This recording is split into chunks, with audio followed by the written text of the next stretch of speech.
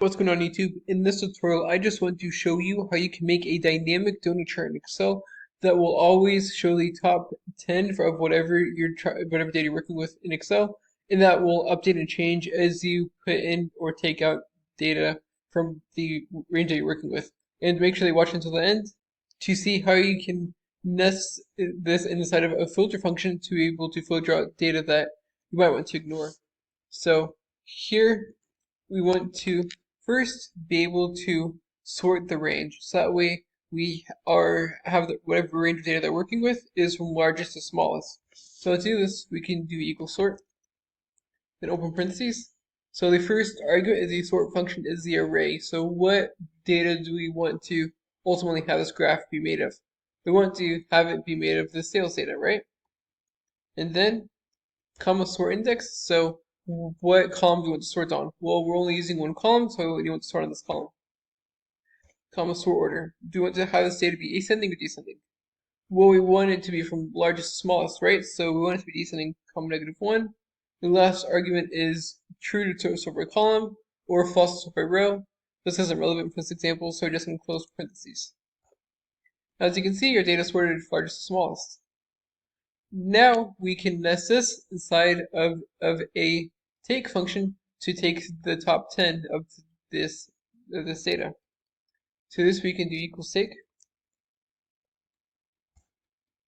and then we want comma. So how many rows we want to take? We want to take 10 rows, and then comma columns. So how many columns we want to take? We're only working with some columns, so we're going to leave this argument blank. As you can see, now we only have the top 10 pieces of our data. So now we want to be able to grab the corresponding date for each of these sales. So to this we can use the xlookup function. So equals xlookup, open parentheses, look up values, so what value we're looking up. Look up array, so where are we looking for our data, what we're looking for the piece of information in the sales column right there. Return array, so what do you want to have returned? We want to have the date returned, then close parentheses. As you can see, $98 accrued on 7/17 right there. And then we're going to lock in this data right there by using the F4 key. And we're going to copy and paste that down. And now we have data that we need to make the chart. So all you have to do is make a donut chart. So to make this donut chart, you can highlight the data, go to the Insert tab, recommended charts, all charts, and then we can go to the pie chart. So a donut chart is kind of a subset of a pie chart. Click on donut, and then click OK. Now we have basic donut chart. And we can add data labels by clicking the plus icon and the check mark data labels. And we can make these appear a bit better by clicking on data labels and changing the font color to black from gray. And now they're showing up just a little bit better. We can drag them out too, so that way they won't be inside of the donut like they are right now. And now obviously it needs formatting, but this kind of gives a base of what you're trying to work with. Now let's just say that your data has pieces of information that's kind of dirty, right?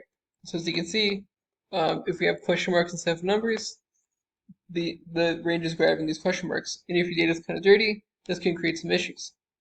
But you can nest this range inside of a filter function to exclude this.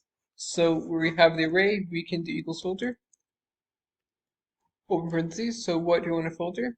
You want to filter this array, and you want to include when this array is not equal to the question mark icon. And then we can close parentheses and click enter. And as you can see, now this filters out question marks. So if we add question marks, for example, that will now be filtered out. And obviously your data might be more messy than having just a question mark, but using the filter function, you can kind of filter out some of the messy piece of data that you might be working with. That's it. I hope you found this to be helpful, and if you did, like, subscribe, comment. Thank you for watching. You have a great day.